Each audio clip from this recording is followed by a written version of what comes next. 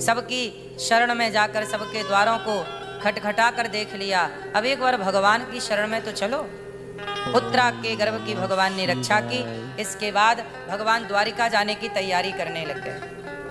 तब तक कुंती बुआ आ गई।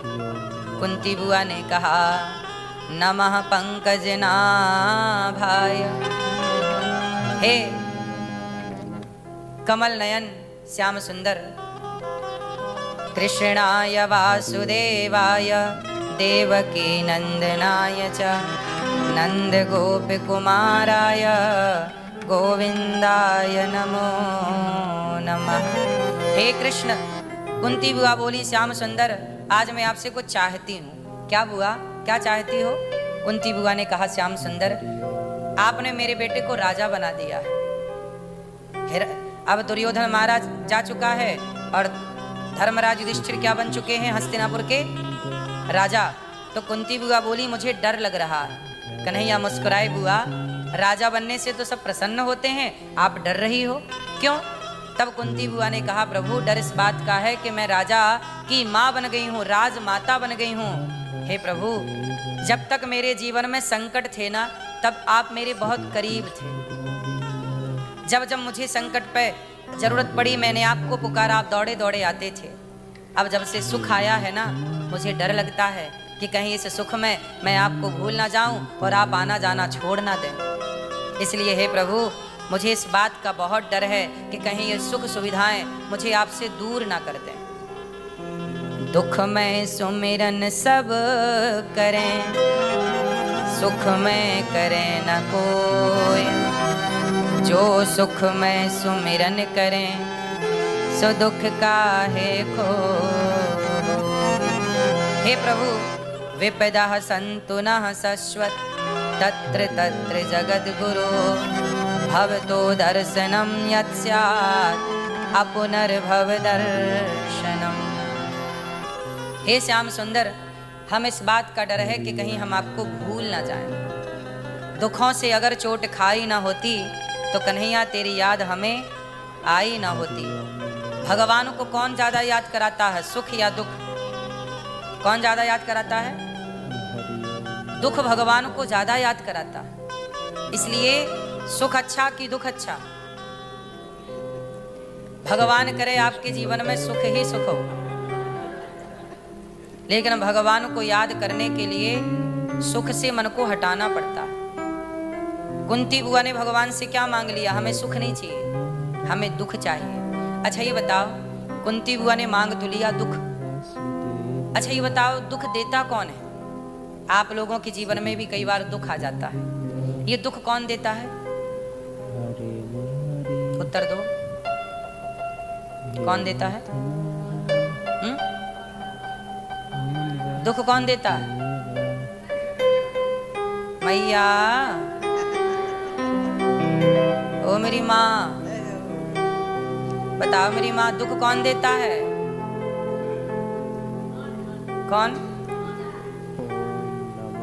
आपको दुख कौन देता है? मैया,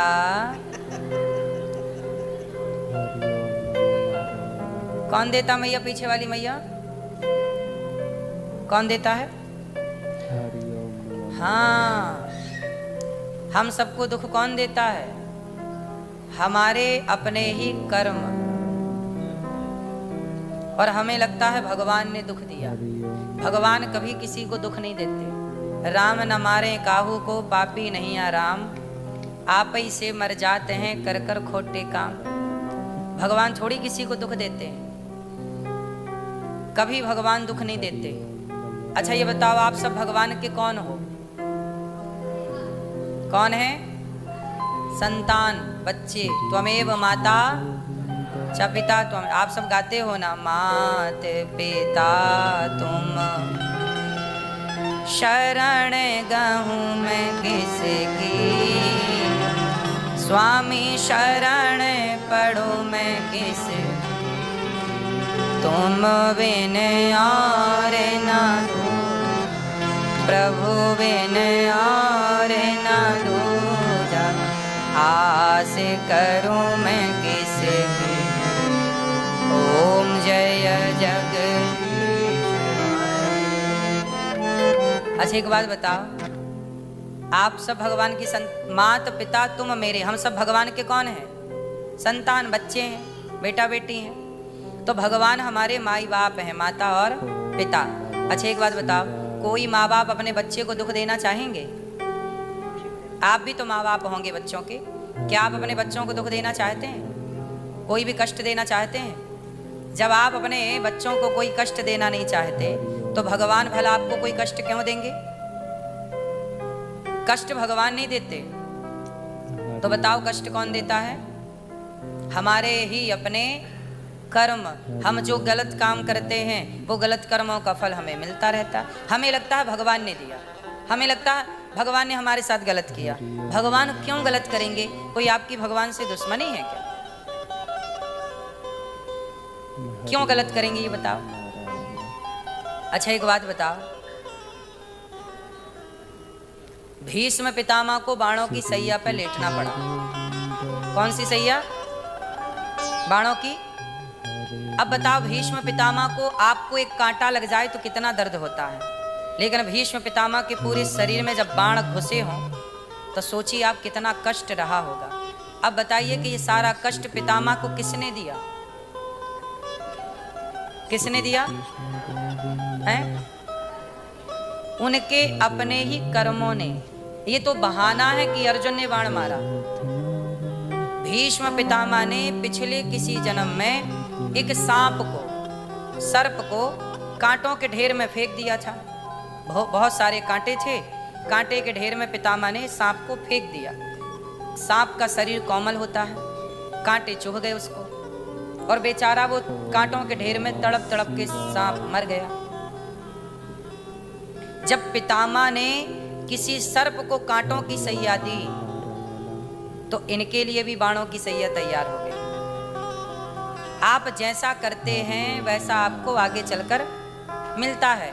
इसलिए कोऊ न काहू को सुख दुख कर दाता, निज कृत कर्म भोग सब भ्राता। कोई किसी को सुख नहीं देता, कोई किसी को दुख नहीं देता। व्यक्ति अपने कर्मों से सुख पाता है, अपने कर्मों से दुख पाता है। अच्छे कर्म करोगे सुख पाओगे, बुरे कर्म करोगे। इसलिए कौन जिम्मेदार है आपके दुख का? बोलो आप स्वयं। फिर आप ईश्वर को दोषी बना दे, हे भगवान आपने हमें बड़ा दुख दिया। भगवान थोड़ी आपके दुश्मन है, भगवान क्यों आपको दुख देंगे? ये तो सोचो, भगवान किसी को दुख नहीं देते। दूसरा उदाहरण समझिए,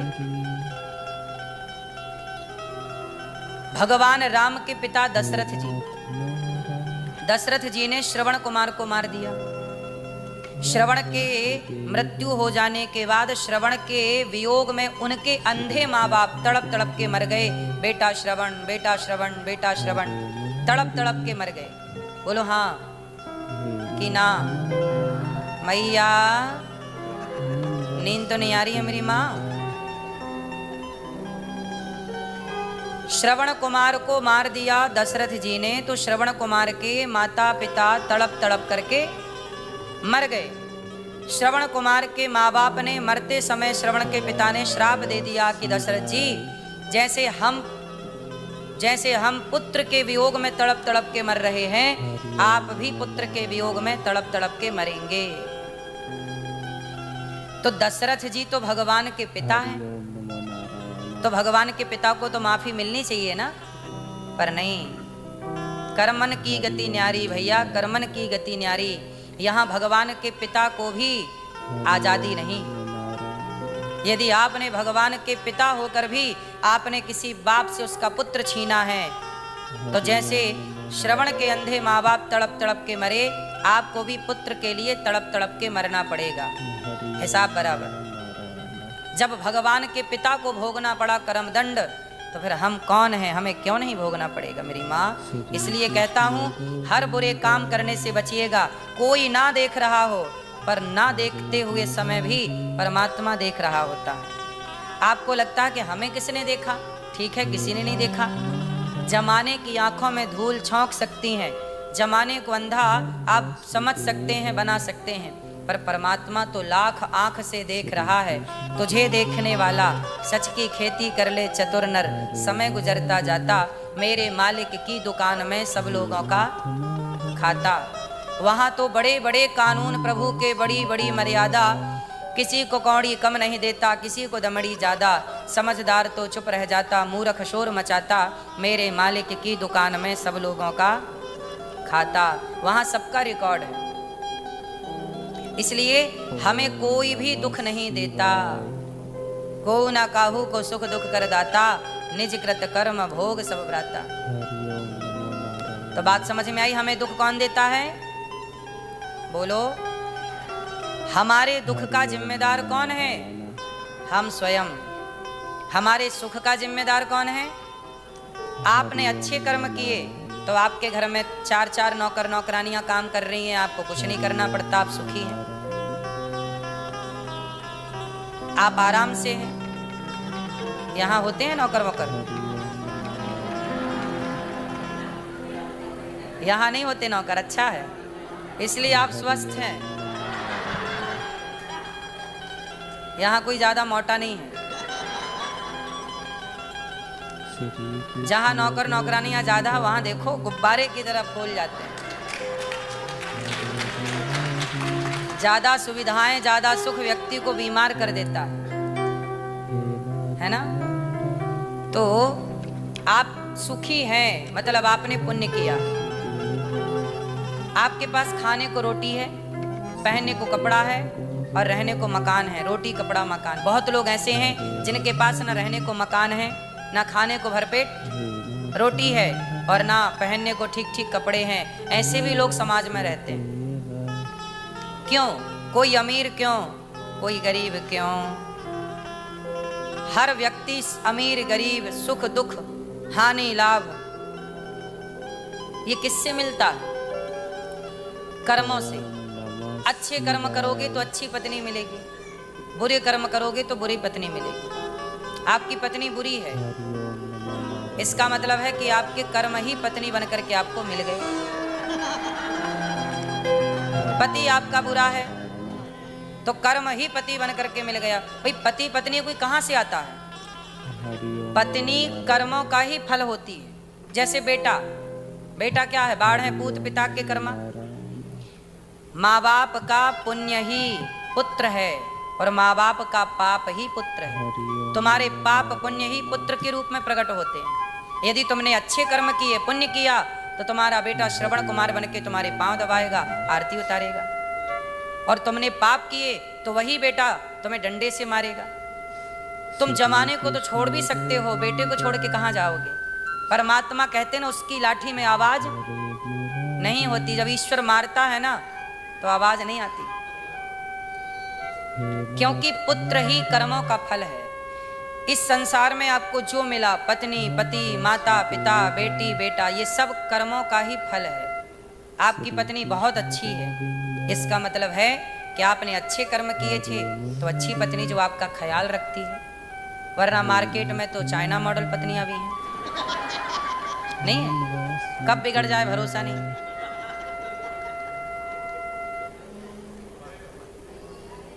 हाँ या ना? तो अच्छी पत्नी और बुरी पत्नी सब प्रकार की समाज में है। अच्छे लोग भी हैं और क्यों? सब अच्छे ही होने चाहिए ना भाई। सब अमीर होने चाहिए, कोई गरीब क्यों है? कोई भूखा क्यों है? कोई सुखी क्यों है? सब अलग अलग क्यों है? अब एक सवाल यहाँ आप कर सकते हैं कि महाराज जी, हम अपने कर्मों से ही अच्छा पाते हैं, कर्मों से ही, गलत कर्म तो बुरा, अच्छा कर्म तो अच्छा।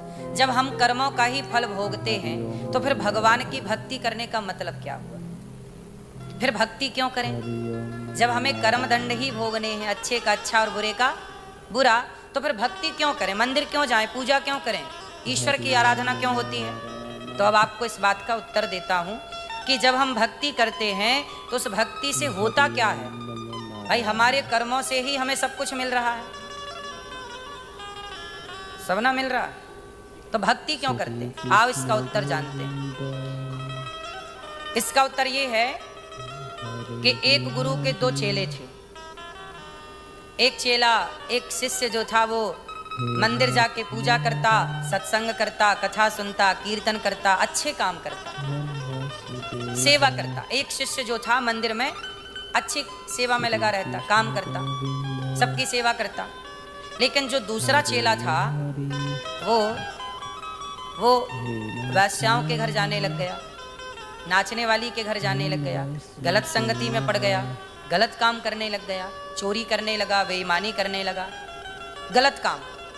अब एक ही गुरु के दो चेले हैं, एक अच्छा काम कर रहा है रहता है कीर्तन भजन सत्संग, और दूसरा चोरी बेईमानी और वैश्या के संग रहता है, वैश्यागामी हो गया।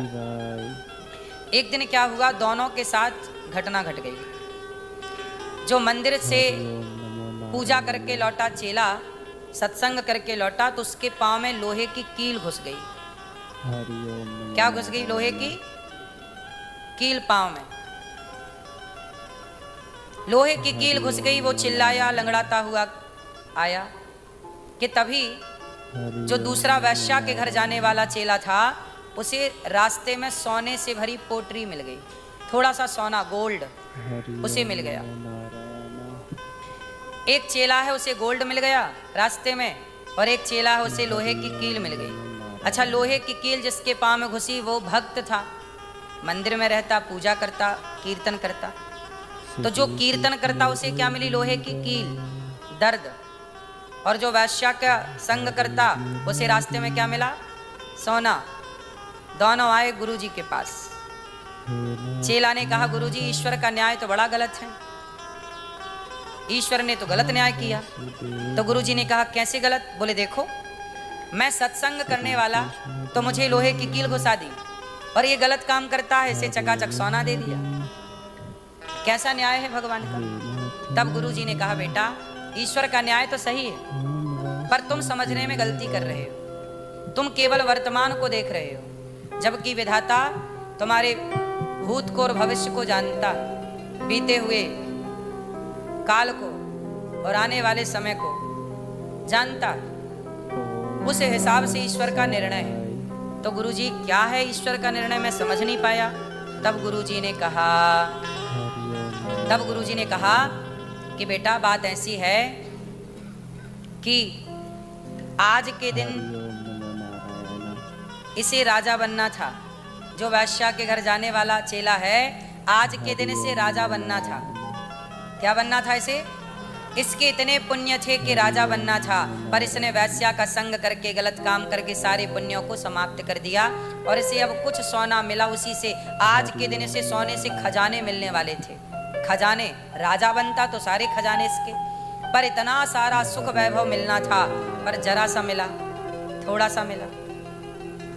जबकि बेटा तुम्हें आज तुम्हारी मृत्यु थी, आज तुम्हारा मरने का दिन था, जिंदगी की आखिरी डेट थी, आज अंतिम दिन था, पर तुमने सत्संग किया, पूजा की, भक्ति की, तो परमात्मा ने एक लोहे की कील पांव में घुसा के तुम्हारी मृत्यु को टाल दिया, और तुम्हारी मृत्यु टल गई। भगवान की भक्ति क्या करती है? आप पर आने वाला संकट जो कि आपको मिलना था, अवश्यमेव भोक्तव्यम, जो व्यक्ति कर्म करता है जैसा उसे भोगना पड़ता है। जैसे मार्कंडेय नाम के ऋषि थे, उन्हें 12-13 साल की उम्र में मरना था। उनके जन्म होते ही उनकी कुंडली में लिखा जा चुका है कि इनकी मृत्यु, ये 12 साल का ही बालक है, 12 साल बाद इसको मरना पड़ेगा। लेकिन उसके पिता को विश्वास था कि नहीं, चलो हमें तो 12 साल मरना है, 12 साल की उम्र में, ठीक है, पर हम तो भगवान की भक्ति करते हैं ना, तो भगवान की भक्ति क्या हमारे काम नहीं आएगी? क्या ईश्वर की भक्ति आराधना हमारे काम नहीं आएगी? तो उनके पिता ने भगवान से प्रार्थना की, प्रभु मेरे पुत्र की रक्षा कीजिए। तब उन्हें सपने में भगवान ने आज्ञा की कि कोई भी साधु संत आए तो अपने बेटे से उनको प्रणाम करवाओ। तो मार्कंडेय ऋषि प्रणाम करने लगे सारे साधु संतों को, सबने आशीर्वाद दिया, दीर्घ जीवी भव, आयुष्मान भव, खूब लंबी आयु, खूब आशीर्वाद। भगवान की कृपा के कारण, संतों के आशीर्वाद के कारण वो 12 साल की उम्र में जिस बच्चे को मरना था वो युगों युगों के लिए अमर हो गए। आज भी मार्कंडेय ऋषि जीवित है, आज भी मार्कंडेय ऋषि जीवित है। तो भगवान क्या नहीं कर सकते? उज्जैन में गुरुजी रहते थे सांदीपनी जी, जहां भगवान कृष्ण पढ़ने गए। क्या हुआ? उज्जैन में सांदीपनी जी के यहाँ, गुरुजी के यहाँ पढ़ने गए भगवान कृष्ण। सांदीपनी जी का बेटा बचपन में ही नदी में डूब करके मर चुका है। सांदीपनी जी के पुत्र की क्या हो गई है? मृत्यु। अब सांदीपनी जी की तो पुत्र की तो हो गई मृत्यु, अब दोनों पति पत्नी हैं। भगवान कृष्ण पढ़ने गए उज्जैन और सांदीपनी जी के यहाँ उन्होंने शिक्षा पाई। और जब शिक्षा पाई तो सांदीपनी जी ने जब उन्हें पूरा पढ़ाया लिखाया तो कहा, भगवान ने कहा कि गुरुजी कुछ दक्षिणा मांग लीजिए, कुछ दक्षिणा ले लो। तो कहा कि जाओ अपनी माता से पूछ लो। तो गुरु माता से पूछने गए कि माता जी बताइए हमारे लिए क्या आज्ञा है। तो भगवान कृष्ण की गुरु माता ने कहा कि कन्हैया, तुझे देख के ऐसा लगा कि मेरा बेटा मिल गया, मेरा बेटा तो मर चुका है, पर ऐसा करो कि तुम मुझे छोड़ के ना जाओ। तुम्हें देख के ऐसा लगा कि मेरा बेटा आ गया, अब ऐसा करो कि मैं तुमसे यही दक्षिणा चाहती हूँ कि तुम यहीं रहो, उज्जैन से अब कहीं ना जाओ। भगवान बोले मैया जाना तो पड़ेगा। तो फिर माँ ने कहा कि जाना पड़े तो फिर एक काम करो, फिर मुझे मेरा बेटा ला के दो, या तो आप रहो बेटा बन के, या तो मुझे मेरा बेटा दो। तो माँ ने तो इस भाव से कहा था कि बेटा तो मर चुका है, वो तो आ नहीं सकता, तो कृष्ण इसी बहाने सदा मेरे पास रहेंगे, सदा मुझे इनका दर्शन मिलेगा और इनकी माँ होने का सौभाग्य मिलेगा। पर भगवान ने कहा कि अब गुरु आज्ञा है तो चिंता ना करिए। भगवान तुरंत उज्जैन से यमपुरी गए और गुरु सांदीपनी जी के मरे हुए बेटे को जीवित किया और जीवित करके उनका मरा हुआ बेटा गुरु दक्षिणा में लौटा करके दिया। ये काम केवल भगवान कर सकते हैं। तो भगवान चाहें तो जो सालों पहले मर चुके थे गुरु सांदीपनी जी के पुत्र, उन्हें जीवित करके लौटाए और दे करके दक्षिणा में वापस आए। तो भगवान क्या नहीं कर सकते। हम कर्मों के अधीन हैं, पर भगवान कृपा करें तो हमारे कर्म दंड भी टाल देते हैं, कृपा करें। इसलिए भक्ति की जाती। अच्छा ये बताओ, अजामिल के भाग्य में नरक था कि नहीं? बोलो, पापी था, लेकिन भगवान की भक्ति क्या कर ली, धोखे से नाम क्या निकाल दिया, नरक टल गया कि नहीं? हमारे भाग्य में घोर नरक है, लेकिन यदि हमने ईश्वर की शरणागति ग्रहण कर ली, हमने भगवान की सेवा कर ली, भगवान के भक्तों की सेवा कर ली, कुछ अच्छे कर्म कर लिए, भक्ति कर ली, तो क्या हमारा वो नरक टल ना जाएगा? इसलिए तो भक्ति की जाती है कि कर्मों का दंड तो मिलना ही है, सबको मिलना है, लेकिन वो कर्म दंड भोगते भोगते यदि भगवान के चरणों में प्रीति हो जाए तो आपके बहुत सारे कर्म जो थे, बहुत सारे थे, वो थोड़े से में टल जाते हैं। जैसे मौत को लोहे की कील में तब्दील कर दिया परमात्मा ने। हमें बहुत कष्ट था पर जरा सा कष्ट हुआ। एक गुरुजी की कथा है कि एक बहुत बड़े भक्त थे। वो भक्त जो थे उनसे किसी जन्म में कोई पाप हो गया था। क्या हो गया? पाप हो गया। पर इस जन्म में वो बहुत बड़े भक्त थे, तो उनका पाप आया और उनका पाप आके बोला कि साधु जी अब आपकी भक्ति के कारण हो जाएगी मुक्ति, और जब आपकी मुक्ति हो जाएगी तो मैं हूँ पाप, आपका ही पाप हूँ। आपने किसी जन्म में पाप किया था पर उस जन्म में आप बच गए थे, तो इस जन्म में आपको भोगना पड़ेगा। पर इस जन्म के बाद तो आपकी होने वाली है मुक्ति, आगे तो मैं आपको भोगा नहीं सकता, क्योंकि पाप जिसकी मुक्ति हो जाए उसके लिए कौन सा पाप। तो अब ऐसा करो कि मैं ठहरा पाप, आप मुझे स्वीकार करो।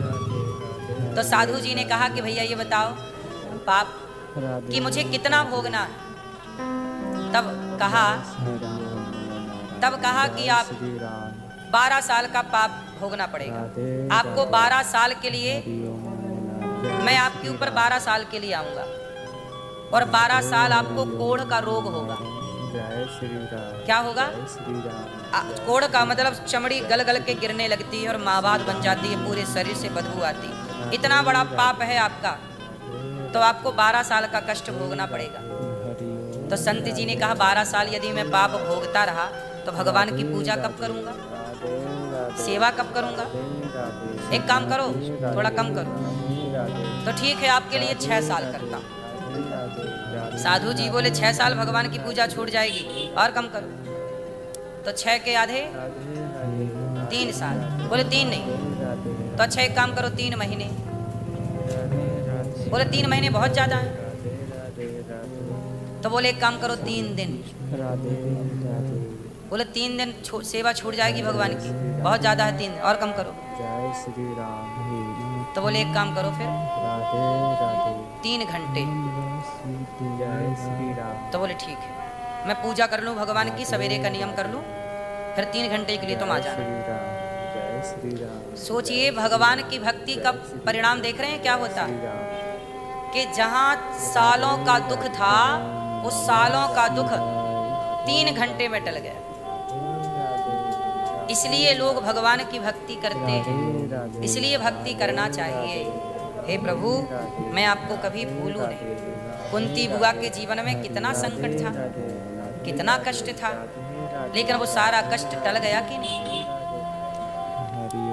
महाभारत में छोटी सी कथा आती है कि दुर्योधन ने 10,000 संतों को पांडवों की कुटिया में भेज दिया जंगल में। जाओ, आज धर्मराज युधिष्ठिर ने आपका निमंत्रण किया है, जाओ भोजन वहीं बना है। तो दुर्वासा जैसे क्रोधी संत चले गए। कहाँ चले गए? पांडवों के पास। उस समय पांडवों ने भोजन किया और द्रौपदी ने भी भोजन कर लिया। और द्रौपदी के पास एक बटलोई थी, छोटा सा पात्र था। सूर्य भगवान की दी हुई कृपा थी वो, कि वो जब तक चाहती जितने लोगों को बर्तन से निकाल के खवा सकती थी, लेकिन वो शक्ति तब खत्म हो जाती जब वो स्वयं खा लेती। तो द्रौपदी भी खा चुकी, बटलोई भी धुल चुकी। वो तब कितने संत आ गए? 10,000 साधु आ गए। कहा, धर्मराज बड़ी भूख लगी है, खाने को मिलेगा? धर्मराज बोले जरूर मिलेगा। अब संत आए द्वार पे, कैसे कह दें कि नहीं मिलेगा? तो वो कहा बैठो। तो संत बोले हम स्नान करके आते, पास में नदी थी तो नहाने चले गए। और धर्मराज युधिष्ठिर अंदर आए तो द्रौपदी बटलोई धुल रही थी। कहा कि बटलोई धुल गई, संत आए हैं 10,000, कह रहे हैं संत भोजन चाहिए। अब द्रौपदी घबराई कि हे प्रभु क्या करें, अब तो घर में अन्न का दाना नहीं और बाहर सैकड़ों हजारों संत बैठे हैं भोजन के लिए, क्या करें? तब 5 पांडवों ने कहा एक काम करो, यदि हमारे द्वार से संत भूखे चले गए तो हमारे लिए सबसे बड़ा पाप है। एक काम करो, चलो हम सब आत्महत्या कर लेते हैं, क्योंकि संत लोग तो श्राप, दुर्वासा जी हैं, यदि उन्हें भोजन, अभी हमने बोल दिया कि आपको भोजन हम तैयार कराते हैं, अब कह देंगे कि नहीं भोजन नहीं है, तो साधु तो श्राप दे डालेंगे और श्राप दे के वैसे भी मार डालेंगे। तो संत के श्राप से मरने से अच्छा है कि आत्महत्या कर लो। तो द्रौपदी बोली अच्छा रुको, आत्महत्या ना करो, मैं एक बार प्रभु को पुकारती हूँ।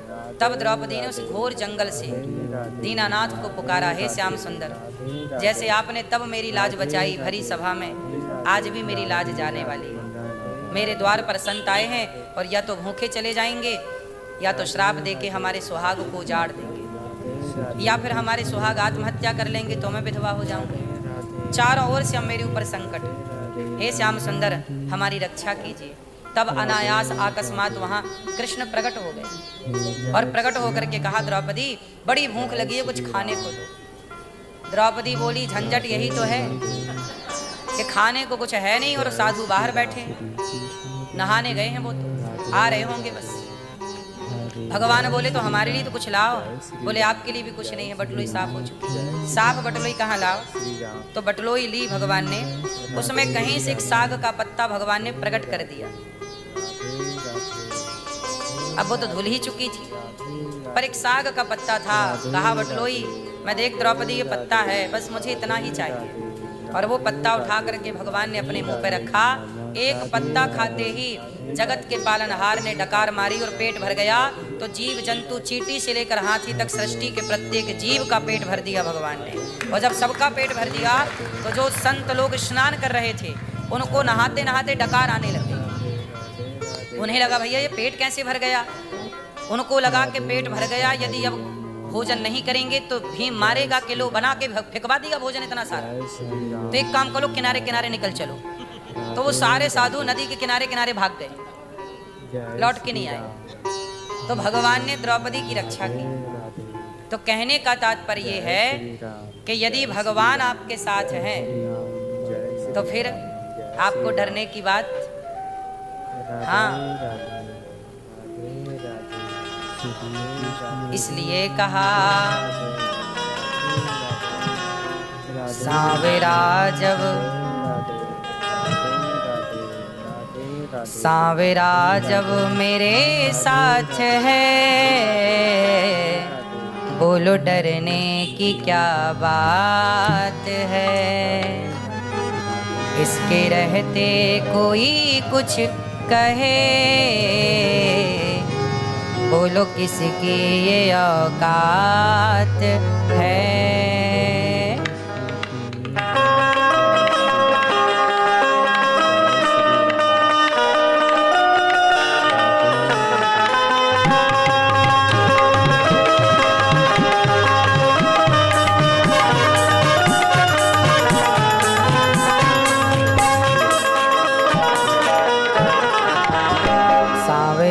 जब मेरे साथ है, बोलो डरने की क्या बात है। सांवरा जब मेरे साथ है, बोलो डरने की क्या बात है। इसके रहते कोई कुछ कहे, बोलो किसकी ये औकात है। इसके रहते कोई कुछ कहे, भैया ये औकात है।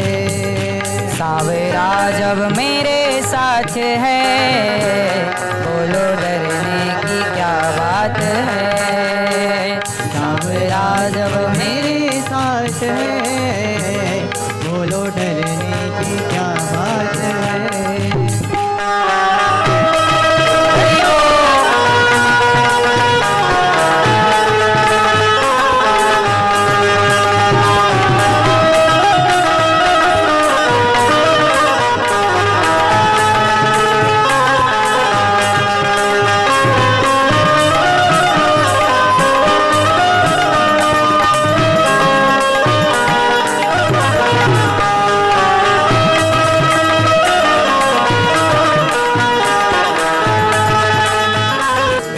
पकड़ा मेरा हाथ है, बोलो डरने की क्या बात है। इसने पकड़ा मेरा हाथ है, बोलो डरने की क्या बात है। सांवरा जब मेरे साथ है, बोलो डरने की क्या बात है। सांवरा जब मेरे साथ है, बोलो डरने की क्या बात है।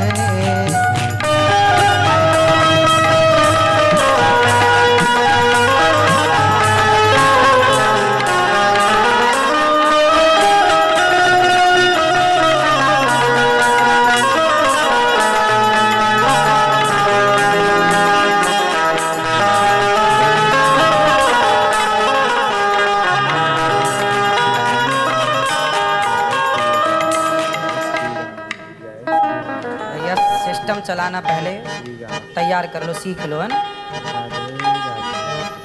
बोलिए भक्त वत्सल भगवान की। नमः शिवाय। राधे राधे। छाए काली घटाएं तो क्या, इसकी छतरी के नीचे हूँ मैं। आगे आगे ये चलता मेरे मालिक के पीछे हूँ मैं। इसने पकड़ा मेरा हाथ है, बोलो डरने की क्या बात है।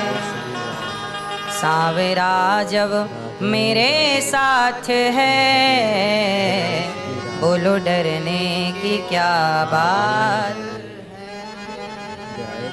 बेटा एक इंस्ट्रूमेंट नहीं चला पा रहा है आपका सिस्टम।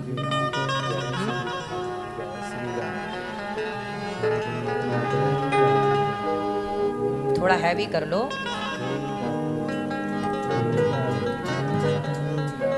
क्यों मैं भटकूं यहाँ से वहाँ, इनके चरणों में है बैठना।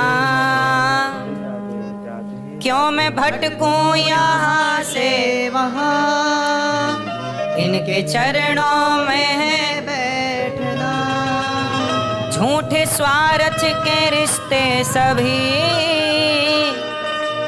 मेरे कान्हा से रिश्ता बना, ये कराता करामात है, बोलो डरने की क्या बात है। सांवरा जब मेरे साथ है,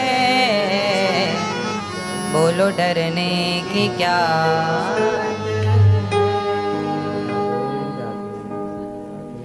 तो भगवान जब साथ हैं तो हमें डरने की बिल्कुल जरूरत नहीं। डर तब लगता है जब भगवान साथ ना हो। इसलिए हर हाल में भाव ये रखिए कि भगवान हमारे, तू अकेला ना ही प्यारे राम तेरे। कभी ऐसा मत सोचिए कि हमारे साथ भगवान नहीं। सदा यही भाव रखिए कि भगवान हमारे संग है, हमारे साथ है। कुंती बुआ ने भगवान से कहा कि प्रभु हमें सुख नहीं चाहिए, हमें दुख चाहिए। सुख में शायद हम आपको भूल जाएं, इसलिए हमें दुख दे दो। भगवान ने कहा बुआ मैं दुख नहीं दे सकता, पर अपने आप को देता हूँ और खुद को सौंप दिया। स्वयं को भगवान ने सौंप दिया। इसके बाद भगवान भीष्म पितामह के पास गए। भीष्म पितामह बाणों की सैया पर लेटे हैं और भीष्म पितामह बाणों की सैया में लेटे लेटे कृष्ण को याद कर रहे हैं। भीष्म पितामह किसे याद कर रहे हैं? किसे याद कर रहे हैं? मैया किसे याद कर रहे हैं? बाणों की सैया पर लेटे। अपार दर्द है। पितामह भीष्म को इच्छा मृत्यु का वरदान मिल चुका है। कौन सा वरदान है? वो जब चाहेंगे तब मरेंगे, पर इतना दर्द सह के भी वो इंतजार किसका? कृष्ण आएंगे, कृष्ण आएंगे, कृष्ण आएंगे। इंतजार, भगवान आएंगे। और भगवान भी बैठे बैठे ध्यान भीष्म पितामह का कर रहे हैं। अर्जुन ने कहा प्रभु आप किसका ध्यान करते हो? आप तो भगवान हो, आपका तो सब ध्यान करते हैं। तब भगवान कृष्ण मुस्कुरा करके बोले कि अर्जुन आज मैं अपने भक्त का ध्यान कर रहा हूँ। किस भक्त का? पितामह का। पितामह को भगवान बहुत प्रेम करते हैं।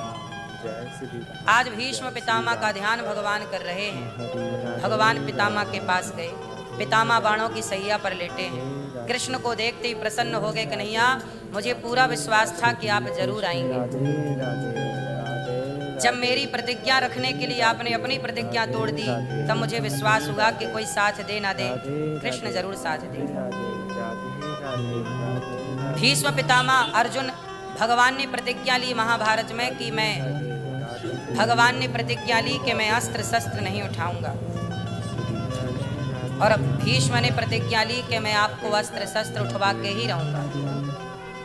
तो भगवान अर्जुन पर जब बाणों की वर्षा की भीष्म ने, तब भगवान रथ का पहिया लेके भीष्म जी की तरफ दौड़े और भीष्म पितामह ने अपना धनुष बाण छोड़ दिया।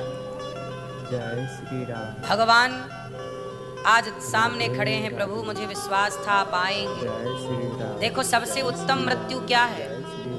भगवान सामने खड़े हो। इतना तो करना स्वामी जब प्राण तन से निकले, गोविंद नाम लेकर मेरे प्राण तन से निकले।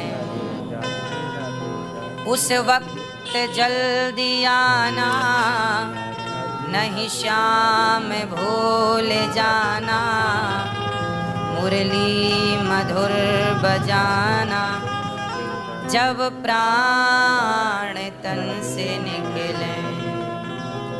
हे गोविंद आप आए, आपको देखते देखते अब मेरे प्राण जाएंगे। ये मेरे जीवन का सबसे अच्छा दिन है। आज भीष्म पितामह ने कहा प्रभु आज मैं आपसे कुछ चाहता हूँ। क्या? पितामह कहो क्या चाहते हो? भगवान कृष्ण बोले पितामह जो मांगो, क्या चाहिए? पितामह ने कहा बस एक छोटी सी प्रार्थना है, आप मेरी बेटी से विवाह कर लो।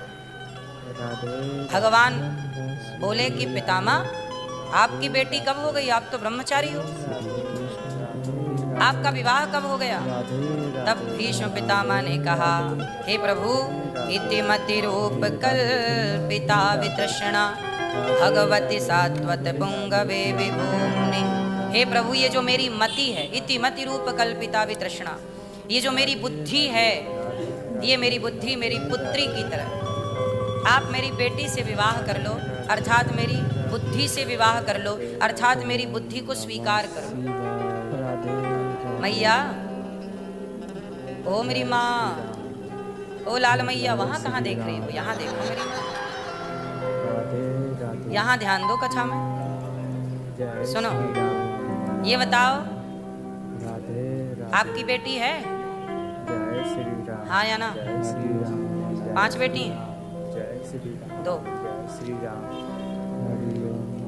आपकी बेटी? आपसे कितनी बेटी? 1। और आपकी? 1 बेटी। और आपकी? 2 बेटी। आपकी बेटी है? आपकी 1 बेटी। हम सबकी एक और बेटी है, और वो है हमारी बुद्धि। हमारी बुद्धि कौन? हमारी बुद्धि कौन? हमारी बेटी। और हमारी बुद्धि, अच्छा बुद्धि स्त्री है ना? बुद्धि पुल्लिंग है स्त्रीलिंग? स्त्री है। तो बुद्धि बेटी है, तो बेटी है तो बढ़िया सा दामाद तो चाहिए। बेटी है तो विवाह तो करोगे, तो आपकी बुद्धि के लिए सबसे बढ़िया कोई वर है, लड़का है, तो भगवान कृष्ण से बढ़िया कोई वर हो नहीं सकता।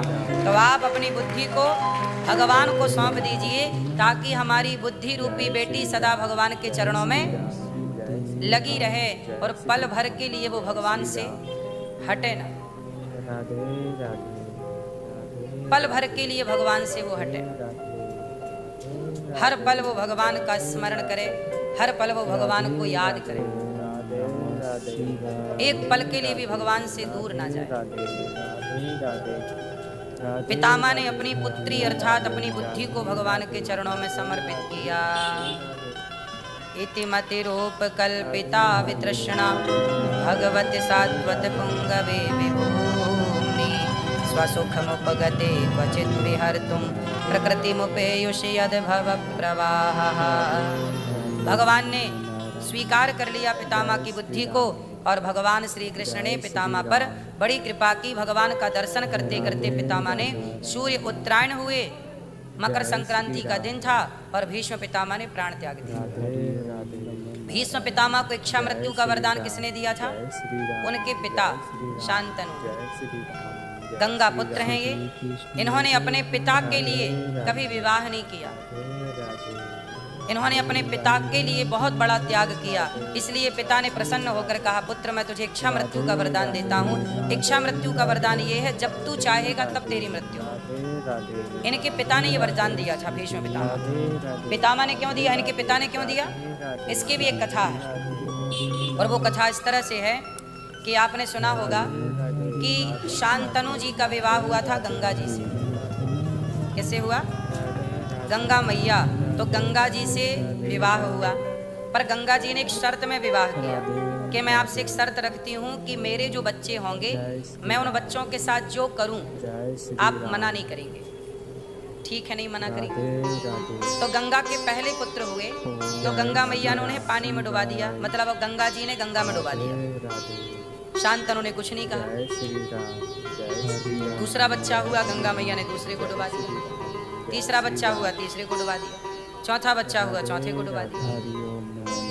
अब शांतनु ने मन में सोचा कि हे भगवान, ऐसे तो हमारा वंश आगे चलेगा ही नहीं, सारे बच्चे पानी में डूब जाएंगे। अच्छा, ये सारे बच्चे पानी में क्यों डुबा रही थी गंगा मैया? क्योंकि ये सारे बच्चे पिछले जन्म में वसु थे, और इन्होंने गंगा मैया श्राप इन्हें मिला था कि आप जाओ मनुष्य बनो, पर गंगा मैया से कहा कि हमें मनुष्य तो बनेंगे, पर जन्म लेती हमारी मृत्यु हो जाएगी तो हम श्राप से मुक्त हो जाएंगे। तो एक्चुअली वो सारे बच्चों को गंगा मैया पानी में डुबा के श्राप से मुक्त कर रही थी। इनके 8वें पुत्र हुए द्यौ नाम के वसु, जिनका नाम पड़ा पितामह। तो जब इन्हें पितामह भीष्म प्रकट हुए, तो पितामह को डुबाने के लिए गंगा मैया ले जाने लगी, तो शांतनु ने रोका, अब नहीं, एक बेटा तो दे दो राज्य चलाने के लिए। तब गंगा मैया सौंपती हैं अपने पुत्र को, और गंगा मैया ने कहा कि अब आपने टोक दिया इसलिए अब मैं चली। तो गंगा मैया गंगा बन के बह गई और शांतनु को पुत्र के रूप में भीष्म पितामह प्राप्त हो गए। अब शांतनु ने पितामह को पढ़ाया लिखाया योग्य बनाया, पर पितामह देखते कि मेरे पिताजी उदास रहते तो क्या करें। एक दिन क्या हुआ कि शांतनु गए थे तो इन्हें जंगल में लड़की मिली, कन्या, जिनका नाम था मत्स्यगंधा, सत्यवती भी नाम था। सत्यवती को देख करके ये बड़े प्रभावित हुए, कहा कि तुम मेरे से विवाह कर लो। तो सत्यवती ने कहा कि मैं विवाह तो कर लूंगी, पर मैं अपने पिता से पूछती हूँ। तो पिता ने कहा कि मैं अपनी बेटी का विवाह शांतनु आपसे तो कर दूंगा, पर शर्त है कि मेरी बेटी से जो बच्चे पैदा होंगे वही हस्तिनापुर के राजा होंगे। जय श्री राम। शांतनु ने कहा नहीं, गंगा का बेटा भीष्म पितामह है, वो पहला बेटा है भीष्म, वो राजा बनेगा। तब शांतनु जी ने उस कन्या से विवाह ही नहीं किया कि तेरे चक्कर में क्यों हम इस बच्चे का जीवन बिगाड़े, वो राजा बनेगा। ये बात भीष्म पितामह को पता लगी। तो भीष्म पितामह अपने पिता के लिए उस लड़की के पिता से बात करने कि देखो मेरे पिता आपकी बेटी को पसंद करते हैं, मत्स्यगंधा सत्यवती को, तो आप अपनी बेटी का विवाह मेरे पिता से कर दो, और मैं आपको वचन देता हूं कि मैं राजा नहीं बनूंगा, मैं हस्तिनापुर का राजा नहीं बनूंगा। तब वो सत्यवती के पिता ने कहा कि मैं कैसे मान लूं कि तुम राजा नहीं बनोगे। तो प्रतिज्ञा करता हूं कि आज मैं तुम्हें प्रतिज्ञा करके वचन देता हूं कि मैं हस्तिनापुर का राजा नहीं बनूंगा। तो सत्यवती के पिता ने कहा तुम नहीं बनोगे, पर तुम्हारी पत्नी से जो बच्चा होगा वो तो राजा बनेगा।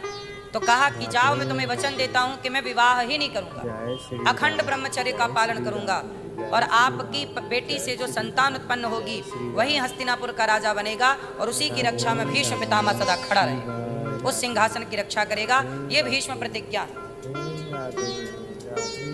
जब ये बात शांतनु ने सुनी कि मेरे बेटे ने मेरे लिए विवाह तक को त्याग दिया, तब उन्होंने कहा पुत्र तुमने इतनी बड़ी प्रतिज्ञा ले ली, बेटा छोड़ दो ये प्रतिज्ञा, मैं नहीं करता इस स्त्री से विवाह। नहीं पिताजी, मैं वचन ले चुका हूँ और दे चुका हूँ, आप विवाह करिए।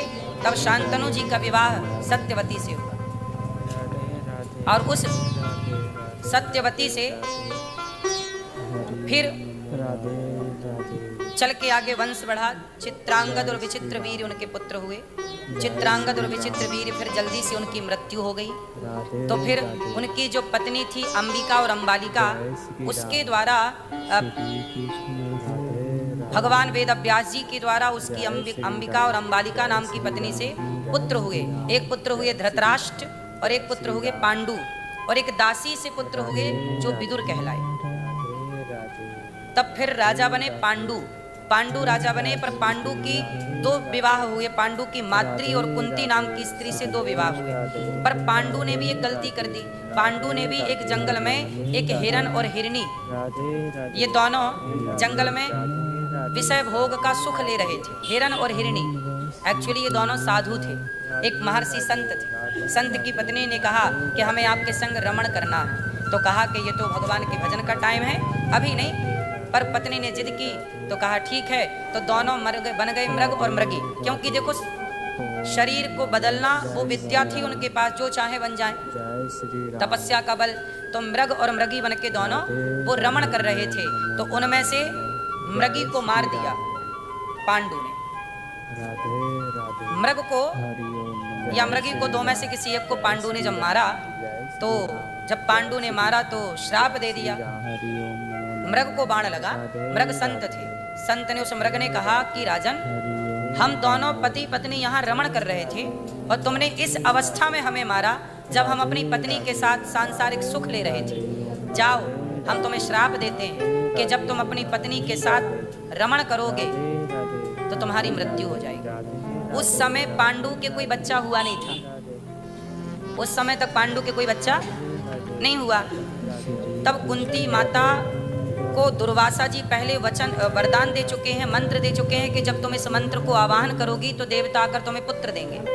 तो कुंती ने पहले प्रैक्टिकल किया, तो सूर्य भगवान का मंत्र पढ़ा तो कर्ण नाम के बच्चे उनको प्राप्त हो गए, जैसे पानी में बहाना पड़ा। कर्ण उनके बेटे हैं अर्थात कुंती के। फिर क्या हुआ, माद्री को 2 मंत्र दिए कुंती ने और 3 मंत्रों का उच्चारण खुद किया। तो उनके अर्जुन, धर्मराज युधिष्ठिर और भीम, ये 3 पुत्र हुए कुंती के।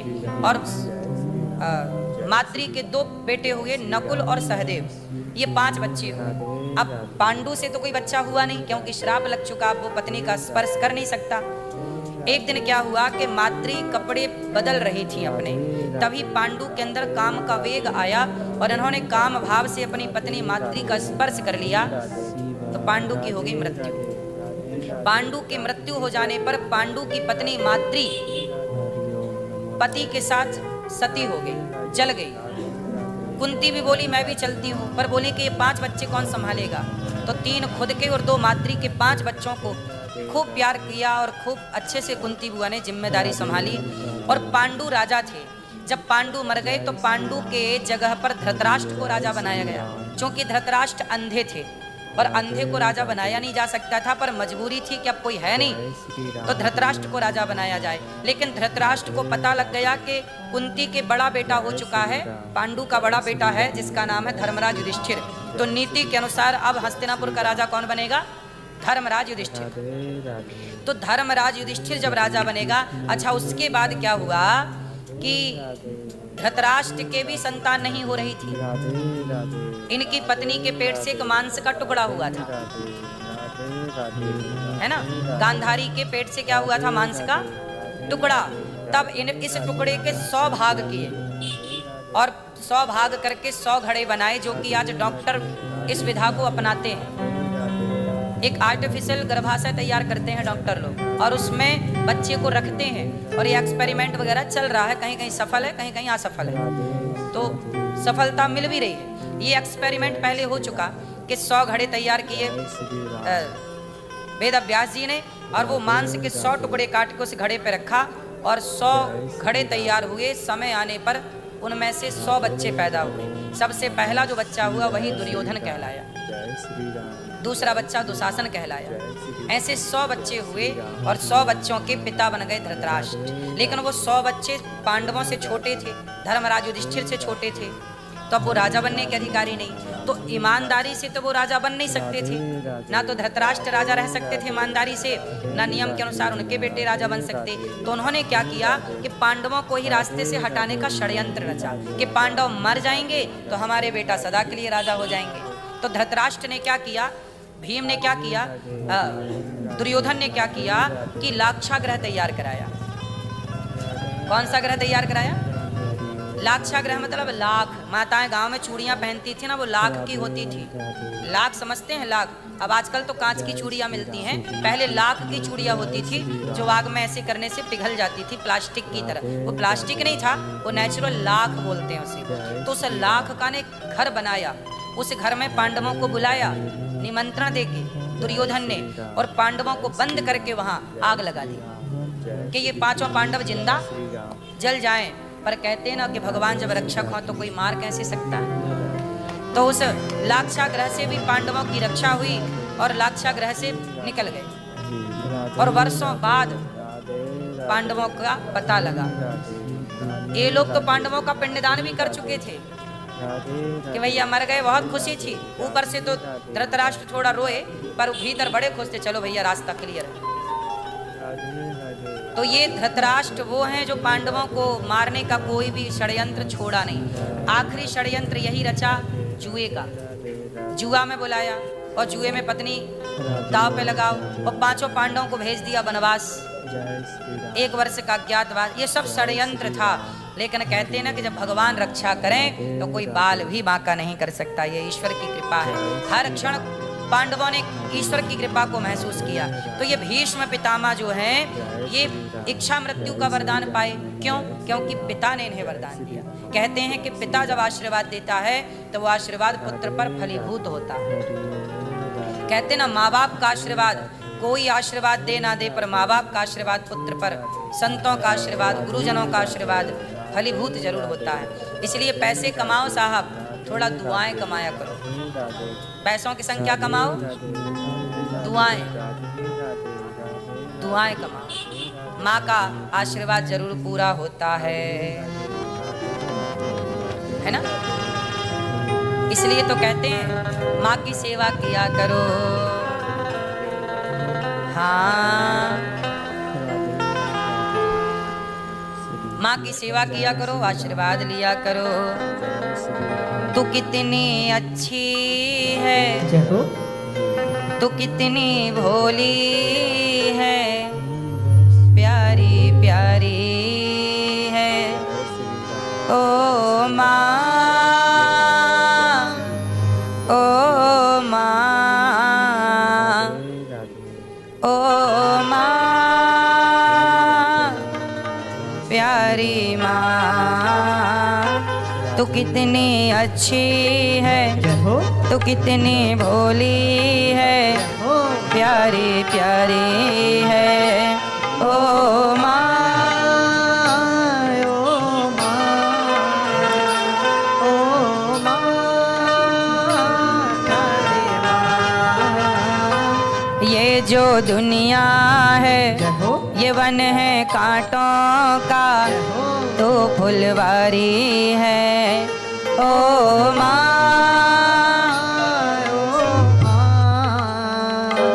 ओ माँ, प्यारी माँ।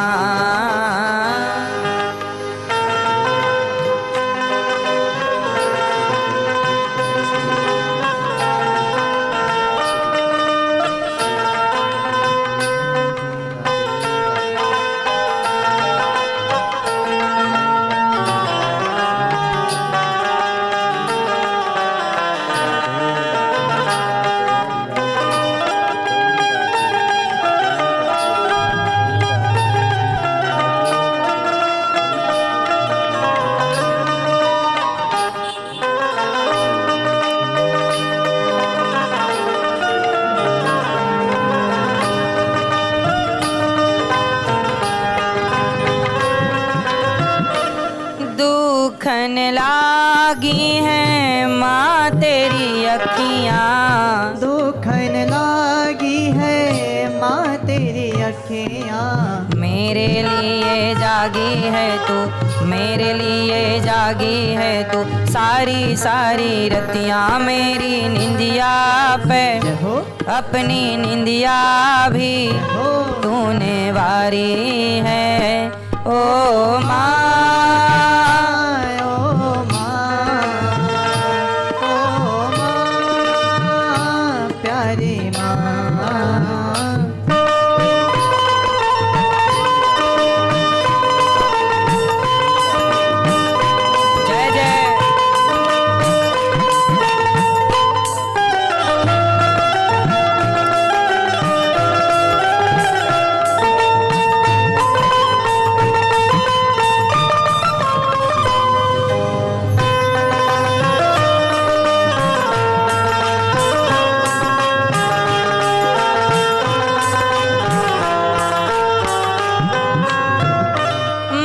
बच्चों की जान होती है, माँ बच्चों की जान होती है। वो होते हैं किस्मत वाले, वो होते हैं किस्मत वाले, जिनकी माँ होती है। कितनी सुंदर है, कितनी शीतल है, प्यारी प्यारी है ओ माँ,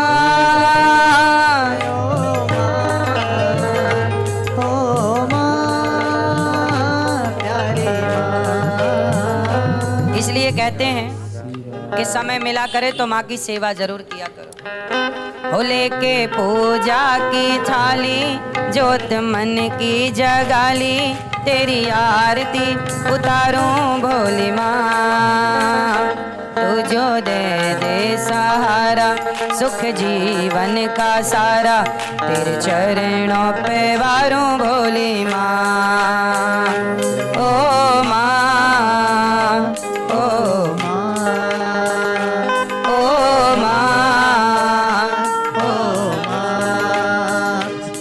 के पूजा की थाली, जोत मन की जगाली, तेरी आरती उतारूं भोले माँ। तू जो दे दे सहारा, सुख जीवन का सारा, तेरे चरणों पे वारूं भोले माँ। ओ माँ, ओ माँ, ओ माँ।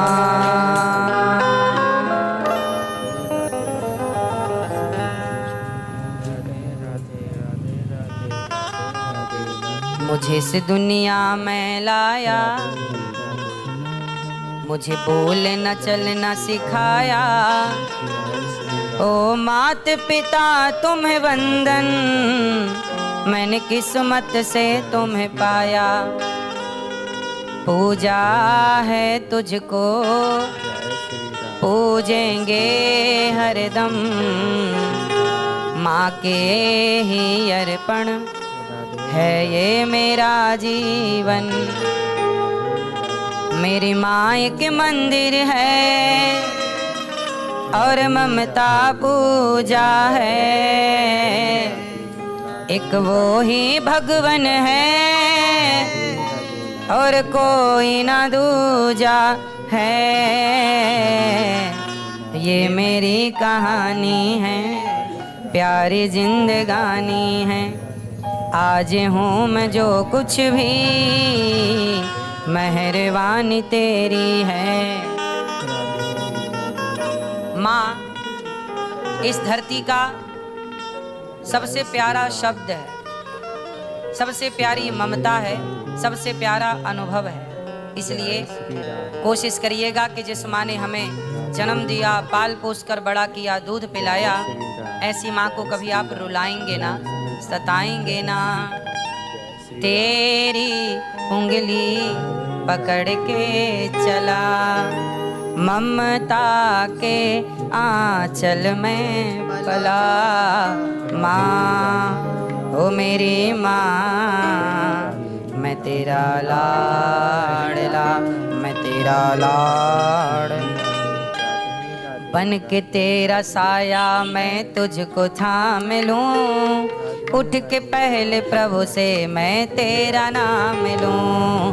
बन के तेरा साया मैं तुझको थाम लूं, उठ के प्रभु से मैं तेरा नाम लूं। रखूं तुझे पलकों तले, पूजा करूं तेरी, तेरे सिवा तू ही बता क्या जिंदगी मेरी। मैं तो तेरे सपनों के रंग में ढला, तेरी उंगली पकड़ के चला। ममता के आंचल में बला, माँ ओ मेरी माँ, मैं तेरा लाडला। आप बताइए, आप माँ की उंगली पकड़कर चले कि नहीं, है ना? जब माँ की उंगली पकड़कर हम चले, तब हम बड़े होके माँ की उंगली को हमने छोड़ क्यों दिया, माँ का साथ क्यों छोड़ दिया? आप शायद अनुभव कर पाए ना कर पाए, इस बात को ये दास अनिरुद्ध अच्छे से जानता है, मुझे पता है। गौरी गोपाल आश्रम में जब मैं वृद्ध माँ के पांव दबाने जाता हूँ, माँ की सेवा करने, तो माँ से मैं पूछता हूँ कई बार कि आज बेटे का फोन आया। एक मैया रो रही थी, तो मैंने एक माँ से पूछा, माँ आज क्यों रो रही हो, क्या हो गया? याद आ रही है ना बेटे की? तो माँ ने बताया कि मेरे पोते का विवाह हो गया और मेरे बेटे ने, मेरे पोते ने मुझे बुलाया नहीं। सोचिए, माँ वृद्धाश्रम में बनी रही, वृद्धाश्रम में पड़ी रही और बेटे का और पोते का विवाह हो गया। बेटे के विवाह के लड्डू बट गए, पर खाया कौन नहीं? उसकी अपनी माँ ने, उसकी अपनी दादी ने। आप ही बताओ कि संसार की हर खुशी फीकी है अपनों के बिना। जब आपकी खुशियों में अपने ही सम्मिलित नहीं होंगे तो वो खुशी किस बात की है?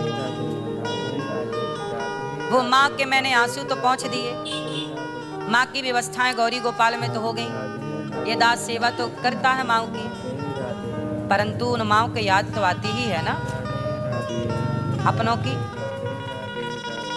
इसलिए प्यार से मैं प्रार्थना करता हूँ कि अपनी माँओं की सेवा करिए, गौरी गोपाल आश्रम में 300 से अधिक माताएं रहती। श्री राम काश उनके बेटे सेवा करते। ये मेरा सौभाग्य है कि मुझे 309 वृद्ध माओं की सेवा करने का अवसर मिला और मैं इंसानियत का परिचय देकर के उनकी सेवा तो करता हूँ।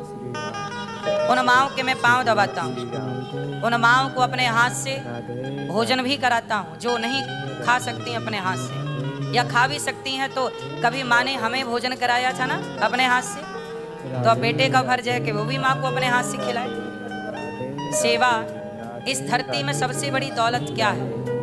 सबसे बड़ी दौलत है, सबसे बड़ा धन है आशीर्वाद, दुआएं। कोशिश करिएगा कि हम थोड़ी सी दुआएं कमाएं, आशीर्वाद कमाएं। गौरी गोपाल आश्रम में उन माओं के बेटा आप भी बनना जिनके अपने बेटों ने घर से निकाल दिया, उनकी बेटियां आप भी बनना जिनकी बेटियों ने घर से निकाल दिया। और याद रखिएगा, केवल बेटे ही नहीं निकालते माताओं को, बेटियां भी निकालती। श्री राम मेरे पास बहुत सारी बेटियां ऐसी हैं जो अपनी माँ को लेके मेरे पास आ गई, बोले महाराज जी मेरी माँ को आप रख लो। मैंने कहा आप तो बेटी हो, सेवा क्यों नहीं करती हो? बोले हमसे नहीं हो पाएगा। जय श्री तो कोई बेटा आ जाता है, कोई बेटी आ जाती है, जब अपने छोड़कर चले जाते। एक बेटी आई और आश्रम के बाहर छोड़ के चली गई राधे राधे और जाते जाते बोली कि बुढ़िया वापस आ मत जाना वरना सीढ़ियों से धक्का देके मार डालूंगी। मतलब ये धमकी देके कि अब वापस मत आना वरना मैं मार दूं। राधे राधे सोचिए अब वो माँ किस मुंह से वापस जाए उस बेटी के घर। राधे बुढ़ापे में क्या चाहिए? कोई दौलत चाहिए क्या? अरे सम्मान से रोटियां कि मेरा बेटा मेरी बेटी मुझे रोटी दे। जब अपने सम्मान से रोटी नहीं देंगे तो बताओ वो बुजुर्ग कहाँ जाएंगे, वो वृद्ध माएँ कहाँ जाएंगी? तब भगवान ने उन माओं की सेवा की जिम्मेदारी ये दास को दी। और मैं आप तक इसलिए पहुंचा भागवत जी को लेकर कि आप सब भी इन वृद्ध माओं की सेवा में अपने इन हाथों को आगे बढ़ाएं और आप भी इन माओं के बेटा बेटी बने और आपको भी पुण्य मिले, आप भी धर्म से जुड़ें। सबसे बड़ा धर्म क्या है? माँ बाप की सेवा कर। मातृ देवो भव पितृ देवो भव। जय श्री राम इसलिए कहता हूँ कि आप आश्रम आइए गौरी गोपाल वृंदावन, देखिए वहाँ की सेवाओं। आप भी एक माँ को गोद लीजिए कि आज हम एक माँ का साथ दें। माँ को आप कमरा बनवा कर सहयोग कर सकते हैं कि आज हम एक कमरा माँ के लिए सौंपेंगे, हमारे माँ के नाम से, हमारे पिता के नाम से हम एक कमरा बनवा के समर्पित करेंगे। आप भी जो आपको ईश्वर ने योग्य बनाया है सेवा करिए। प्रिय भक्तों, यदि आप भी चाहते हैं कि आप भी इस पुण्य के कार्य से जुड़ें तो आप भी अपना नाम जरूर लिखवाइएगा। भगवान ने भीष्म पितामह पर कृपा की और भीष्म पितामह परम गति को प्राप्त करते हैं। इसके बाद भगवान द्वारिका जाते हैं और द्वारिका में भगवान का स्वागत सम्मान होता है। भगवान की लीला पूरी हुई। राजा परीक्षित कलयुग के पहले राजा बने। कलयुग के पहले राजा कौन बने? जय श्री राम मैया। जय श्री राम कलयुग के पहले राजा कौन? परीक्षित। परीक्षित जी ने श्री राम राज बनकर के राजा बन के गद्दी संभाली। उन्हें श्राप मिल गया 7 दिन में मरने का। अब जिसे 7 दिन में मरना हो वो क्या करे? अच्छा बताओ, आप लोगों की उम्र ज्यादा है, आयु ज्यादा है कि कम है? हम लोगों की जिंदगी बड़ी है कि छोटी है? बोलो।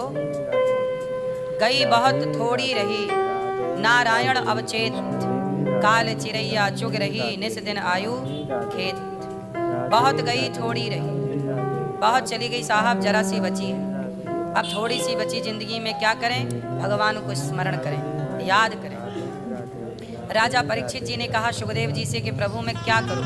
तब सुखदेव जी ने कहा वरीयाने सते प्रश्न क्रतो लोकहितं नृप आत्मवित् सम्मतः पुंसां श्रोतव्या दिशु यः परः। आपने बड़ा ही उत्तम प्रश्न किया।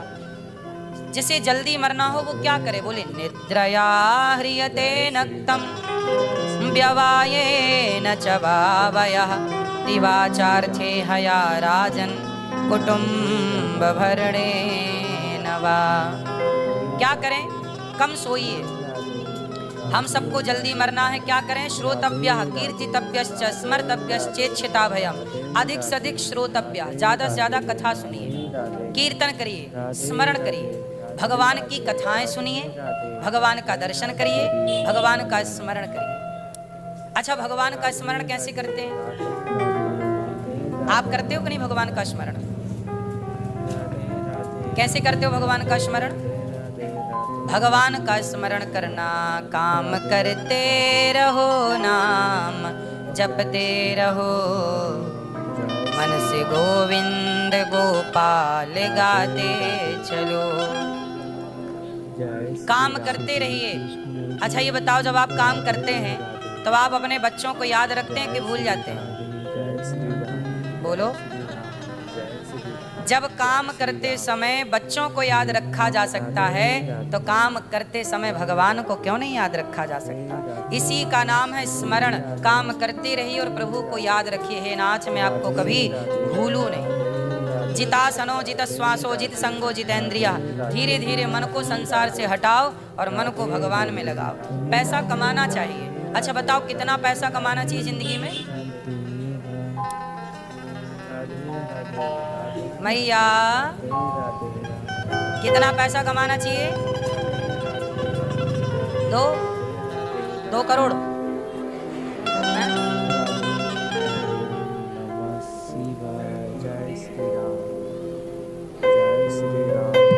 और किसी को 4 की भूख हो तो?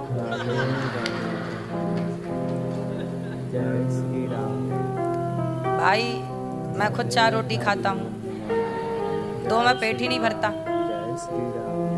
थोड़ा बूढ़े हो जाएंगे तब भले 2 में हो जाएगा।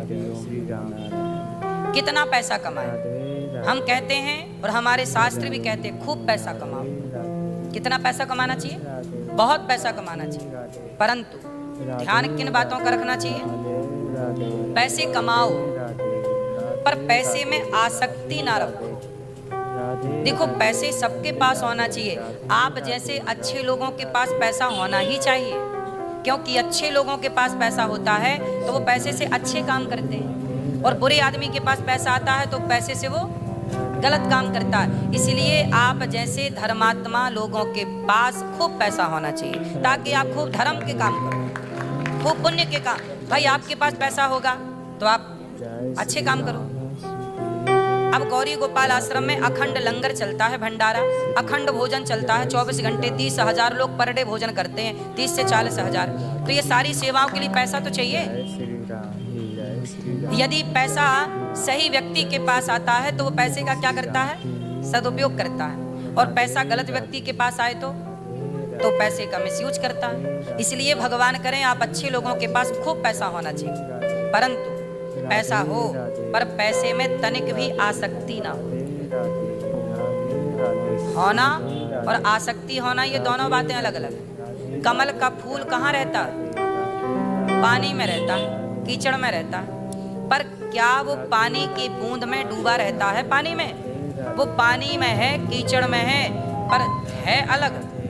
पानी में होता हुआ भी पानी से अलग है। बोलो हाँ। कीचड़ में होता हुआ भी कीचड़ से अलग है। उसी तरह पैसे में होते हुए भी, संसार में होते हुए भी अपने को संसार से अलग रखना चाहिए। पैसे में होते हुए भी अपने को पैसे से अलग रखना चाहिए। पानी की एक बूंद कमल के पुष्प पे डालो तो कमल का फूल वो पानी की बूंद सारी गिरा देगा, अपने पास नहीं रखता। उसी प्रकार रहो संसार में, पत्नी के साथ, पति के साथ, परिवार के साथ, पैसे के साथ, बिजनेस के साथ, व्यापार के साथ, पर रहते हुए भी सबको अपने से दूर रखो। आसक्ति ना हो कि मैं नहीं, अब इसके बिना नहीं रहूंगा। दूर रखने का मतलब है कि मन को उससे दूर रखो। दूर रखने का मतलब है मन से अपने को उस विषय से, उस वस्तु से दूर रखना। क्योंकि आप लोग क्या करते हैं, सबको यहाँ लाके बिठा लेते हैं। पैसे को आप लोग घरों में नहीं रखते, पैसे को आप लोग यहाँ रख लेते हैं भीतर। पैसे की याद करते हैं, दिन भर पैसा पैसा। पैसा कमाना बहुत अच्छा है, पर पैसे की जो आसक्ति है, हाय पैसा हाय पैसा। कुछ लोग पैसे के लिए पागल हैं, पैसे के लिए मर्डर कर रहे हैं, पैसे के लिए झूठ बोल रहे हैं, पैसे के लिए छल कर रहे हैं, पैसे के लिए लूट ले रहे हैं। अब बताओ, पैसा कमाना गलत तो नहीं था, पर पैसे से इतना अटैचमेंट हो जाना कि आप पैसे के लिए किसी की जान ले लें, क्या ये कमाई सही है? पैसे के लिए आप भ्रष्टाचार करने लग जाएं, बेईमानी करने लग जाएं, चोरी करने लग जाएं, गर्दन पे तलवार रख के कहें जी सारा निकाल वरना मार दूंगा। पैसा कमाना गलत तो नहीं था, पर पैसे से इस तरह अटैचमेंट कि आप पैसे के लिए जान लेने पर तुल गए, ये तो गलत था। राधे राधे हाँ या ना? राधे इसलिए राधे पैसा कमाओ, राधे पर पैसे को अपने राधे चरणों में रखो, राधे राधे पाँव में रखो, राधे भगवान को हृदय में रखो, भगवान को अपने मस्तिष्क में रखो। पैसे को अपने यहाँ दिल में और दिमाग में न रखना। पैसा ठीक है दूर, पैसे कितने कमाएं? सबसे बड़ा धन क्या है? चलो आप बताओ, सबसे बड़ा धन क्या? सबसे बड़ा धन क्या? गौधन, गज धन, बाज धन और रतन धन खान। जब आवे संतोष धन, सब धन धूरी समान। सबसे बड़ा धन है संतोष। जितना ईश्वर देते हैं उसमें प्रसन्न चित्त से रहना, यही धन है। अच्छा एक बात बताओ, चीराणि किं पति नशन्ति दिशन्ति भिक्षाम नैवांग्रिपाः परभ्रतः सरितोप्य सुस्यन्। जब थोड़े से काम चल जाए तो हाय हाय की क्या जरूरत है? अच्छा बताओ, जिंदगी जीने के लिए क्या चाहिए? रोटी, कपड़ा और आप लोग कमा रहे हो, किसके लिए कमा रहे हो? किसके लिए? पेट के लिए? सच बताएं, आपके 2-3 पीढ़ी का भी हिसाब हो चुका है। 2-3 पीढ़ी का बंदोबस्त आपने कर लिया। पेट तो एक बहाना है। जय श्री राम। बोलो हाँ। राधे राधे। कुछ लोग हैं जिनके पास अपार संपत्ति है। चलो जिनके पास नहीं है, आप में से कुछ लोगों के पास नहीं है, तो रोटी कपड़ा मकान की व्यवस्था करो, जरूरी है। सबके पास होना चाहिए रोटी कपड़ा मकान। पर देखो ज्यादा हो जाए तो क्या करो? ठहर जाओ। क्या करो? ठहर जाओ। और अब आप लोग पैसा किसके लिए कमाते हैं? बच्चों के लिए। बच्चों के भाई, बच्चों को पैसे की जरूरत नहीं है। बच्चों को टैलेंट की जरूरत है, काबिलियत की जरूरत है। बच्चों को काबिल बना दो, योग्य बना दो, और बस जिस दिन आप बच्चों को संस्कार दे के योग्य बना देंगे, आप उन्हें 1 रुपये मत दीजिए, वो अपना कमा के खा लेंगे। और यदि आपने योग्यता नहीं दी, काबिलियत नहीं दी, संस्कार नहीं दिया, और बस पैसे पैसे देते गए, तो सारे पैसे बर्बाद कर देंगे कि नहीं? हमारे यहाँ एक कहावत है, आप इस कहावत का मतलब बताना। पूत सपूत तो क्यों धन संचय, और पूत कपूत तो क्यों धन संचय? अर्थ बताओ। पूत सपूत तो क्यों धन संचय, और पूत कपूत तो क्यों धन संचय? इस कहावत का अर्थ है कि बेटा लायक हो तो भी कमाने की जरूरत नहीं, लायक है तो कमा लेगा, और नालायक है तो भी कमाने की जरूरत नहीं, क्योंकि नालायक है जितना कमाओगे सब बर्बाद कर देगा। तो कुल मिला के सबसे बड़ी संपत्ति है कि आप अपने बच्चों को संस्कारवान बनाएं, और प्रेम से जो आपके पास संपत्ति है बेटों को योग्यता दे दें, और आप अपना मन, अपना धन भगवान में और भगवान की सेवा में लगाएं। अपने आप को भगवान के हवाले। एक टाइम बाद समर्पण। अब आप कितने साल के हो गए? 50 साल के हो गए, कोई 60 साल का हो गया, कोई 70 साल का। ठीक है, पैसे कमाओ, पर देखो आप 70 साल के हो गए, अब आपकी जिंदगी कितनी बची है? थोड़ी बची ना? बोलो हाँ। आपके बाल पक गए, मतलब फसल तैयार है, पकी खड़ी है, कभी भी हार्वेस्टर चल सकता है। गई बहुत थोड़ी रही नारायण अवचेत, काल चिरैया चुग रही निस दिन आयु खेत। बहुत चली गई, अब ऐसा है कि अब धीरे से मन को प्रभु में लगाओ। अब पैसे कौन से कमाओ? पायो जी मैंने राम रतन धन पायो, अब राम नाम की दौलत कमाओ, खूब पुण्य कर, पैसे कमाओ। 70 साल के हो तो भी पैसे कमाओ, पर वो अपना कमाया हुआ बच्चों के लिए नहीं, अपना कमाया हुआ दीन दुखी की सेवा में लगाओ, खूब पैसा कमाओ।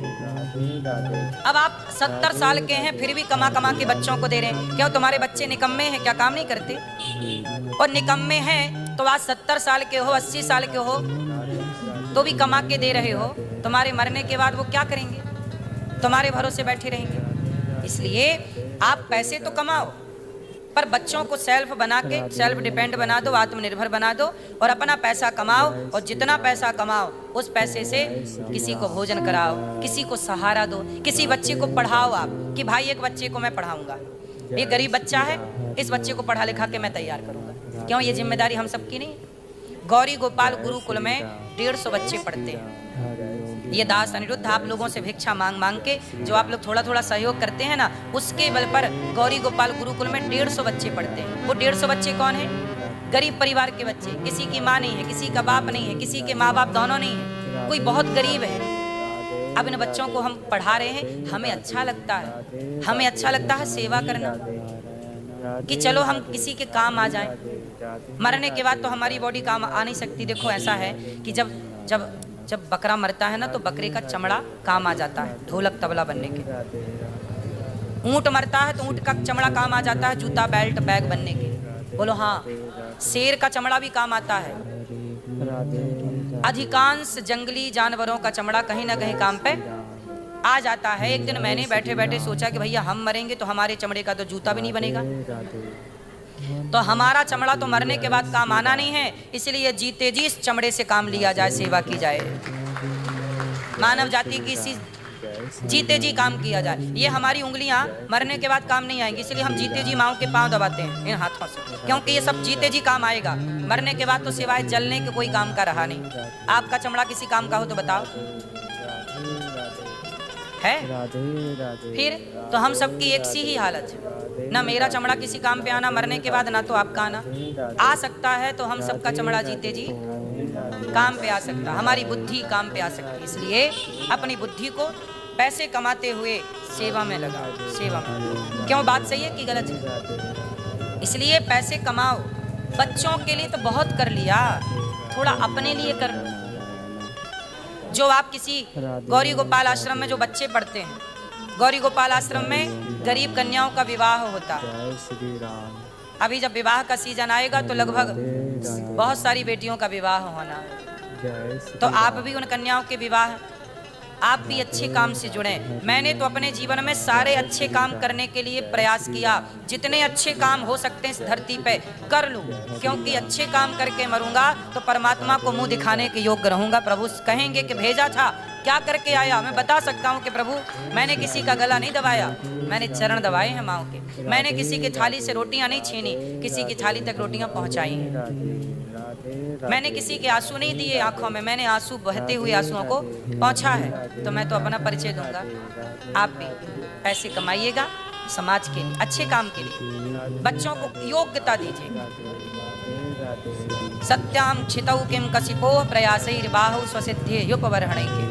चाणक्य कहते हैं माता शत्रु पिता वैरी ये न बालो न पाठिता न शोभते सभा मध्य हंस मध्य वको यथा। जो माँ बाप अपने बच्चों को ठीक ठीक संस्कार नहीं देते, वो माँ बाप अपने बच्चों के सबसे बड़े दुश्मन हैं। जो संस्कार नहीं देते, काबिल नहीं बनाते, पैर पे खड़ा नहीं करते। भगवान बड़े दयालु हैं। जब भगवान शांति दूत बन करके आए, तो शांति दूत बन करके जब आए, कहाँ आए? हस्तिनापुर। कौरवों के पास आए अर्जुन का पक्ष लेके, 5 पांडवों को 5 गांव दे दो। हे दुर्योधन, पांडवों को कितने गांव दे दो? दुर्योधन बोला मैं नहीं दूंगा। अच्छा, उसी समय विदुर और विदुरानी भी वहां पर थे।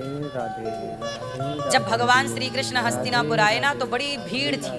भगवान रथ से जा रहे थे, तो विदुरानी ने कहा विदुर जी से चलो ना, अपन भी दर्शन करें कन्हैया के। विदुर जी बोले कि तुम बूढ़ी हो, कहीं धक्का लगेगा गिर जाओ, कहाँ से तुम्हें दर्शन होगा? इतनी भीड़ है, कन्हैया थोड़ी तुम्हें देख पाएंगे, या तुम थोड़ी कन्हैया को देख पाओगी। विदुरानी बोली हम नहीं देख पाएंगे तो क्या हुआ, एक बार कन्हैया ही हमें देख लेंगे।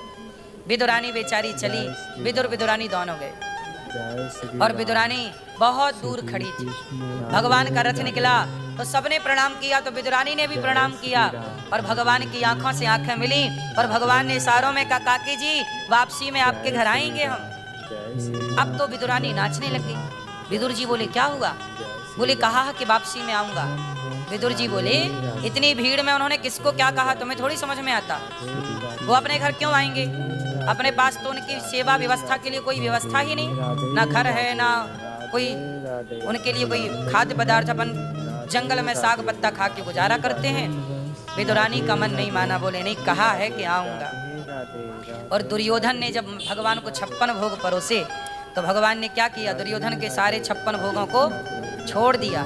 कहा कि हमारा निमंत्रण तो काकी जी के घर में, हमारा निमंत्रण कहाँ है, काकी जी के घर में, और काकी जी के घर में निमंत्रण है। ये कह करके विदुर जी बाजार चले गए कि कुछ लेते आता हूँ, कुछ आएंगे तो कुछ हो जाएगा। दुर्योधन की मेवा त्यागी और दुर्योधन के घर भगवान चले। जब विदुरानी इंतजार कर रही थी, अब आएंगे कृष्ण, अब आएंगे कृष्ण। आंगन को गाय के गोबर से लीप दिया, बाहर बैठी इंतजार कर रही, पर फिर सोची कि पता नहीं मेरे घर क्यों आएंगे, मैं तो गरीब हूँ, मेरे घर थोड़ी आएंगे। अंदर जाके बैठ गई, फिर मन नहीं माना, नहीं कहा तो है कि आऊंगा आऊंगा आऊंगा। फिर बाहर आके खड़ी हो गई। तभी ना धूल उड़ती हुई नजर आई विदुरानी को। अरे धूल उड़ रही है, सेना कोई आ रहा है। इतनी धूल तो बहुत लोगों के चलने से उड़ सकती है, हाथी घोड़ा के चलने से। समझ गई। तब तक एक सैनिक आया हाँफता हुआ, मैया ये विदुरानी कौन है, विदुर जी की पत्नी। हाँ हाँ मैं हूँ, बताओ बताओ। वो कन्हैया आपके घर आ रहे। अब तो विदुरानी ने सुना कि कन्हैया आ रहे हैं, नाच में लग गई। प्रभु आप बड़े दयालु हो, मुझे गरीबनी की आपने सुन ली।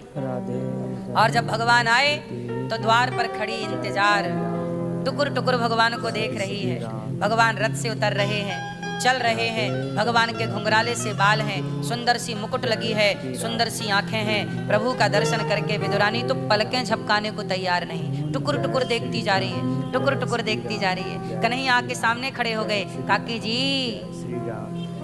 भूख लगी है, कुछ खाने को नहीं दोगी? अच्छा अच्छा अच्छा। हाथ पकड़ लिया, अंदर ले गई। बिछाने के लिए कोई चटाई तक नहीं थी, एक लकड़ी की चौकी मिल गई, उल्टी ही रख दी, पांव ऊपर। भगवान उस उल्टी चौकी में बैठे। काकी जी बड़ी भूख लगी। देखो ये भगवान, देखना जरा, दुर्योधन 56 भोग दे रहा था तो बोले नहीं खाऊंगा। और विदुरानी के घर क्या कर रहे हैं, मांग मांग के। माँ खाने को है, कुछ खाने को है? मांग मांग करके भगवान। सूखी साग पक रही थी, सूखी भतुए की साग पक रही थी। साग, पकती हुई साग को लाई, परोस दिया। कन्हैया सूखी साग खा रहे हैं। दुर्योधन की मेवा त्यागी, साग विदुर घर खाई, सबसे ऊंची प्रेम सगाई। साग खा रहे हैं, पर काकी जी को तसल्ली ना हुई। काकी जी बोली कन्हैया साग से कुछ ना होगा, एक काम करो, मैं फल लाती हूँ। बगीचे गई और तोड़ करके बढ़िया फल, केला तोड़ कर ले आई। केला तोड़ कर लाई, केला छीलती जाती काकी जी, फल को भगवान को, फल को फेंकती जाती हो, छिलका भगवान को। भाव में ऐसी डूब गई विदुरानी कि पता ही नहीं लगा कि छिलका दे रही हूँ कि फल दे रही हूँ। फल फेंकती जाती और छिलका भगवान को